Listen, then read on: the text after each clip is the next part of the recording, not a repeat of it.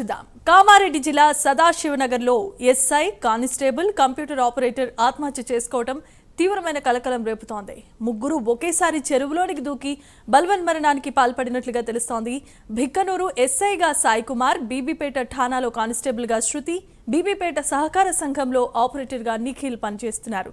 ముగ్గురు ఒకేసారి అదృశ్యమయ్యారు.